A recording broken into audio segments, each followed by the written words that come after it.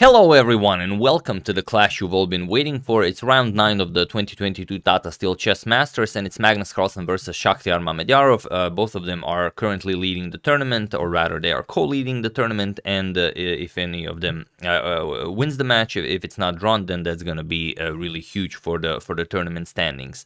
So Mamedyarov himself, a former member of the 2800 club, is definitely no pushover. He is the last person to defeat Magnus Carlsen in a classical game.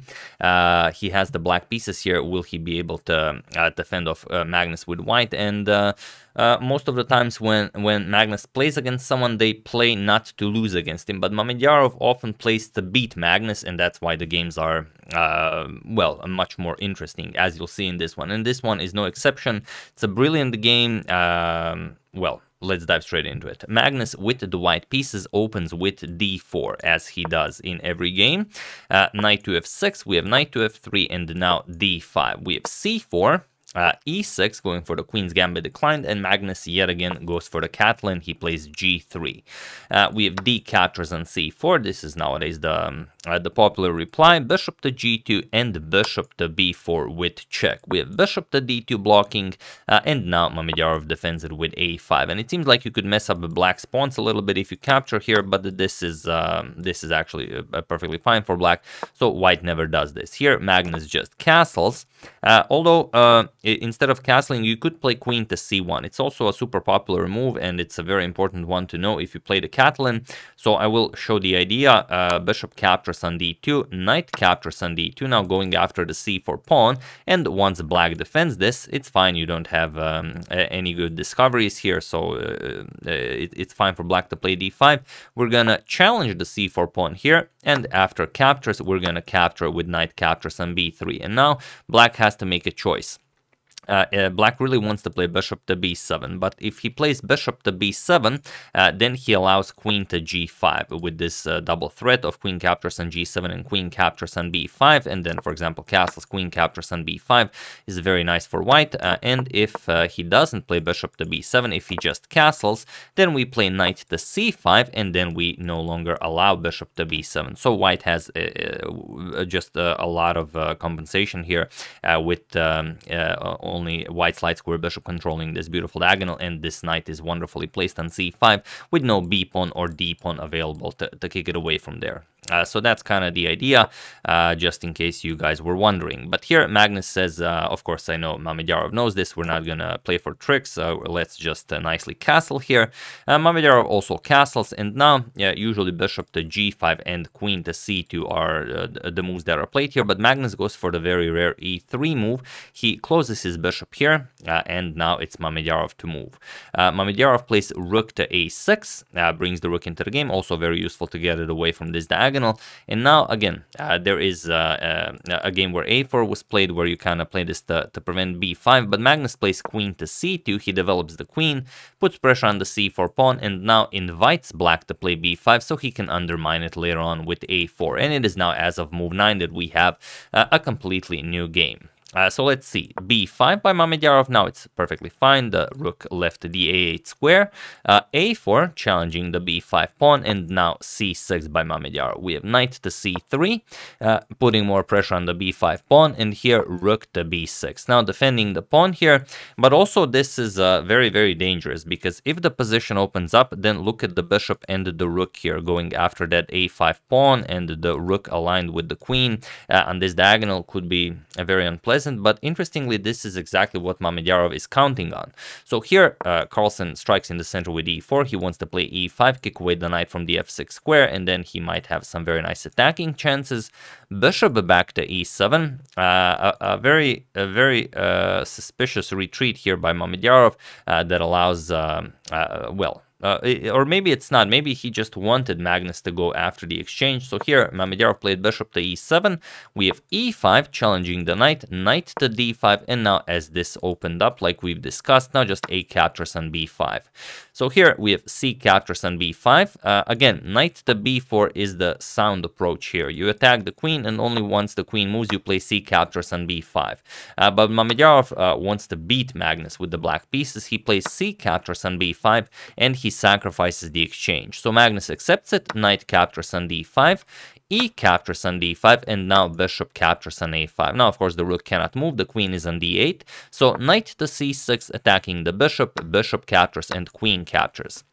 So what did Mamedyarov gain for this exchange? Well, he gained the possibility of playing b4 and c3, creating a pass pawn here on the queen side. He still has the bishop pair, the rook can maybe be placed on c8, and you're going to play with this passed c pawn, hopefully, or maybe a passed b pawn, depends on how the situation unfolds, and hopefully white will have to give back the exchange at some point, and it's going to be perfectly fine, but it will give you something to play for.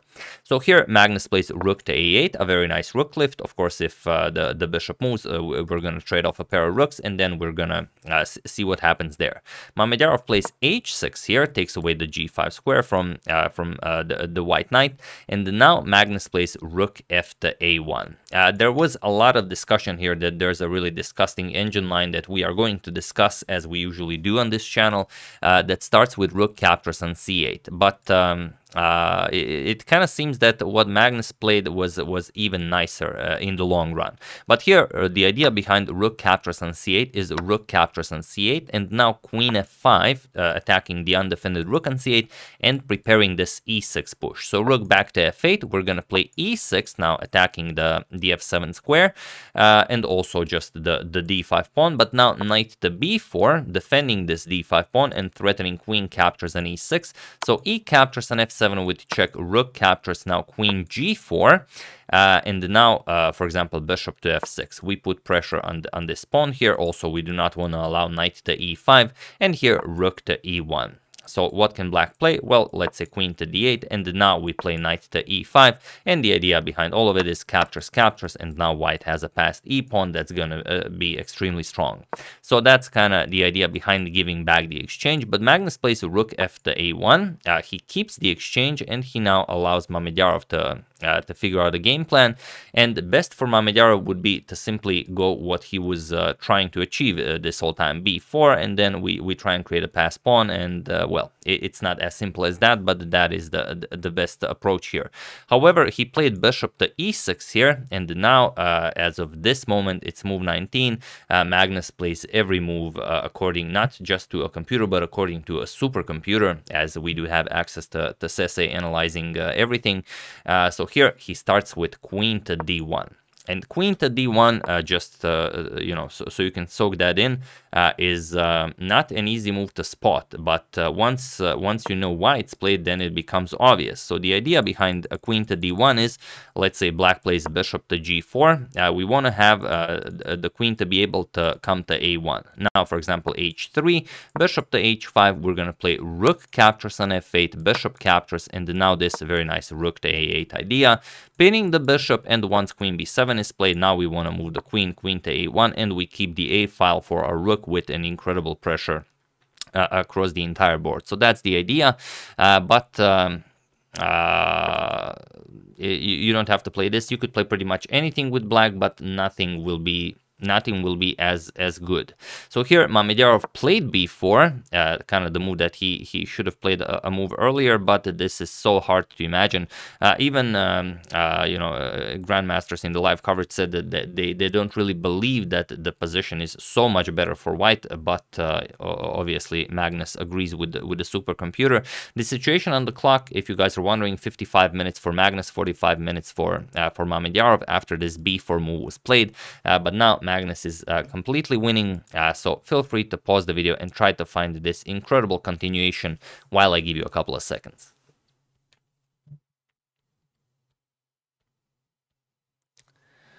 So for those of you who were able to do it, congratulations on spotting this, well, inhuman move to play. And for those of you who just want to enjoy the show, the move is pawn to b3. That's the good stuff. We actually invite black to create a pass pawn with c3, so congratulations to everyone who found this. You are an excellent spotter of supercomputer ideas. So for those of you who just want to enjoy the show, b3 was the move. So Mamedyarov, of course, advances his pawn to c3.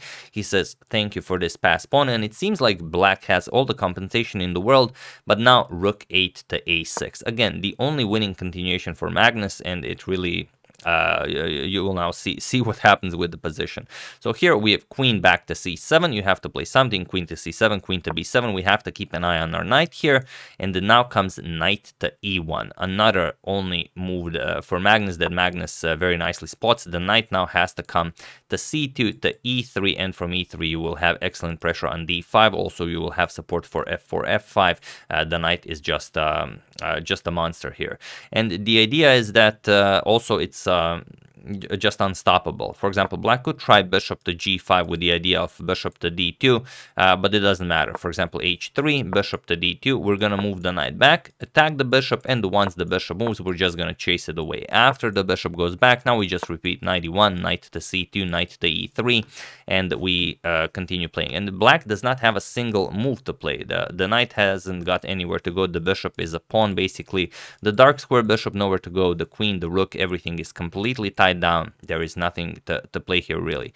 So allowing Mamedyarov to get this advancement with the c3 move basically locked the position down completely, and now black is without a move. So after this knight to e1 move, Mamedyarov doesn't even try this. He plays f6, trying to mess up the central structure here, but now it's again completely crushing. Although now Magnus has to switch plans. Now it's no longer knight to c2 to e3, now it's knight to d3. Now the e5 square will open up, and the knight belongs on the e5 square. As you'll see, Mamedyarov burns his time like crazy here. He's already down to 15 minutes on the clock, and he plays f captures on e5. Just to show you how deadly knight to d3 is, I will show you the absolute best defense for black. g5, and after white captures on f6, we're going to play rook captures on f6, and now knight to e5. And there's no defense here. Whatever you play loses. Best for black is knight captures on e5, but now we play d captures on e5, attack the rook, and after queen captures, now we just capture the bishop on e6. And it doesn't matter. You can capture with the rook, bishop captures on d5, the rook cannot move, and there's nothing you can do. If you try the tricky c2, okay, we attack the rook and the queen, we just pick up the rook with check. Once the queen moves, we can pick up the c2 pawn. The queen no longer attacks the rook here, so the c2 push doesn't really do anything. You're going to have to move the queen, queen d6, but now just let's say bishop captures, queen captures, let's say rook a7, and black will get checkmated very, very quickly. There's really no counterplay here.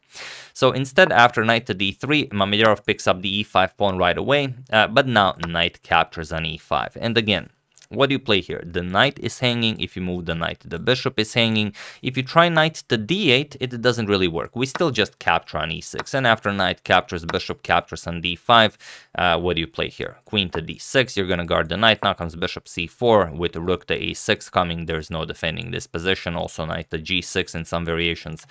Complete annihilation here. So after knight captures on e5, Mamedyarov captured on e5, but now just rook captures on e6, attacking the knight here, attacking the bishop here. Mamedyarov played c2, just check what Magnus will play here, but after queen to e1, he was in this position on move 27 that Shakhriyar Mamedyarov resigned the game, and what a spectacular victory for Magnus Carlsen in round 9 of the Tata Steel tournament against, well, a former 2800 member himself, Shakhriyar Mamedyarov. So really incredible stuff, and the idea is that after, well, you have to play something, let's say bishop g5, we're gonna pick up the knight here, now create a passed pawn here, and black does not have a good move. Maybe just winning the exchange here is best for black, and after, let's say, bishop captures, we're going to capture on d5, threaten all sorts of nasty discoveries. Once black mitigates this, we're going to play queen captures on b4, and there's nothing. The rook is hanging. After the queen defends the rook, we're just going to play queen to c5, defend our bishop, and that's it. Let's say bishop goes back, we're going to play b4, b5, b6, b7, and the b pawn just wins the game. If you try to stop the b pawn, then the e pawn wins the game. There's nothing to play here. So, of course, Mamedyarov knows this, and after queen to e1 on move 27, he resigned the game. So where did Mamedyarov go wrong? It's hard to say. Maybe the whole idea of the exchange sacrifice is interesting, but against perfect play, it also requires perfect play for you to hold the position, and such was the case in this game, where maybe after this, well, maybe all the way back rook f to a1, where Magnus allowed Mamedyarov this small window of opportunity instead of going for that rook captures on c8 line that we've discussed, maybe b4 right away, and then black does not lose any valuable tempo with bishop to e6, and the game continues. But this way Magnus played it perfectly. Mamedyarov allowed, like I said, this one window of opportunity, and that's it. That's all it took. So incredible game, but also something that I mentioned in the beginning of the video.